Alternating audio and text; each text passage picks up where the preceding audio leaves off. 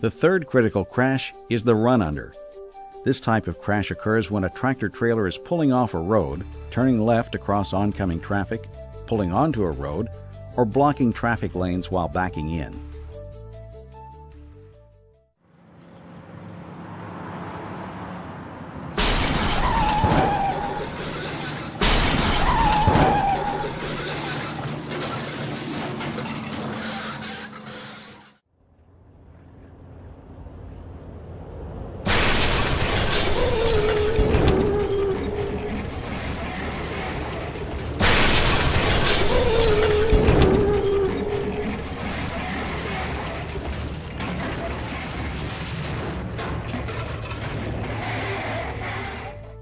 Professional truck drivers have pointed out that it can take up to 20 seconds to pull off or pull out onto traffic lanes before a trailer has completely cleared the lanes. Traffic approaching at highway speeds from a quarter mile away will reach the point where the trailer may be blocking the lanes in less than 15 seconds. Our professionals also acknowledge that at night, a trailer's conspicuity stripes may not reflect the low-beam headlamps of oncoming vehicles until it is too late. These hazardous circumstances make it clear that run-under crashes are caused by two factors. They are failure to yield the right-of-way and conspicuity. Conspicuity can be thought of as a derivative of the term conspicuous. It means that a trailer is not necessarily conspicuous to other vehicles crossing travel lanes, especially at night. Oncoming vehicles may not see the trailer until it is too late to take evasive action. The following two photographs were taken through the windshield of a vehicle during a run-under crash investigation. They vividly illustrate the limitations that can occur with conspicuity issues, especially at night. The first photo depicts a 4-lane divided road running through an intersection. Up ahead, the road continues under an overpass. Off to the left, near the overpass, is a truck stop. The next photo is of the same scene at night. Notice the truck stop is well lit and the overpass reflects that light, making it very conspicuous in the distance. Any motorist having traveled down this road regularly at night would find the view normal and reassuringly familiar, except for one problem. The overpass reflecting the lights of the truck stop, almost a half a mile away, is actually the conspicuity stripe of a 53-foot trailer that has pulled out from the intersecting road to the left and is less than 400 feet away.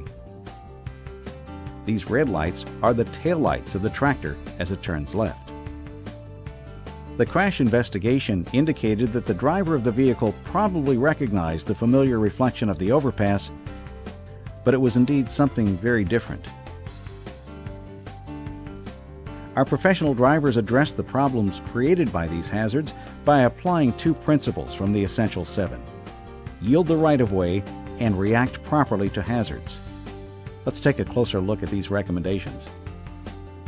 By counting the seconds it takes oncoming vehicles to reach the potential point of intersection as they first appear from around a blind curve or topping a hill, our professionals can estimate whether or not a tractor-trailer could clear the intersection in time to avoid blocking the oncoming lanes. If the calculation indicated they would be blocking the right-of-way, it is obvious a hazard could be created, and the driver should not make the turn. Our professionals pointed out that many hazardous intersections can be found near shippers, consignees, and terminals where a fleet of trucks regularly travel. A recommendation was made and fully endorsed that if these kinds of hazards are identified, drivers should immediately notify their safety department. They can then contact local traffic safety officials to discuss remedies. Our drivers also cautioned against backing in at night. This should not be attempted unless adequate traffic control is provided to warn and stop oncoming motorists. An agreement was reached unanimously that if a shipper or consignee was requesting us to back in at night without proper traffic control, the driver should politely explain why he or she could not and immediately report the hazard to the safety department. A final suggestion was made that if you ever find yourself with a trailer blocking an oncoming traffic lane at night and do not have time to clear the lane, the best chance of helping the oncoming motorist to see the trailer is to turn off the headlamps and leave all other running and marker lights on. The final critical crash we will review is loss of control. This footage is not a reenactment. It happens to be the work of an alert bystander catching sight of a tractor-trailer losing traction and jackknifing in snowy conditions.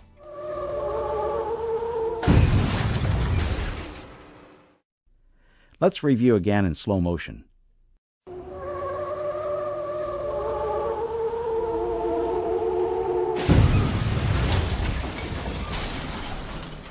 After much discussion about this issue, our professionals concluded that when road surfaces become slippery, the wheels most likely to break traction are the drive wheels. They are the wheels under torque, and if the coefficient of friction of the roadway diminishes, the drive wheels could break traction and spin out. The laws of physics guarantee that the sliding or spinning wheel will lead.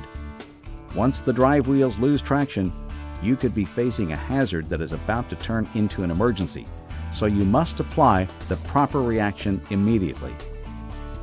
Although many options were considered, such as applying more power, engaging the trailer brakes, tapping the service brakes, and even just getting off the power, our pros eventually came to one conclusion. The best way to regain rolling traction and prevent an uncontrollable jackknife is to disengage the clutch and steer toward the point ahead you want to go to. Another type of loss of control crash is rollovers. Our professionals applied the Essential 7 concept of react properly to hazards as the solution to help prevent a rollover. Their advice is threefold. First, if you drop a wheel off the roadway onto the soft shoulder, don't panic. Don't jerk the wheel hard and to the left to get back onto the road. Instead, get a good grip on the steering wheel, reduce your speed, and carefully turn left to regain the road. Second, if you're off on a shoulder that slopes down and to the right, don't turn left.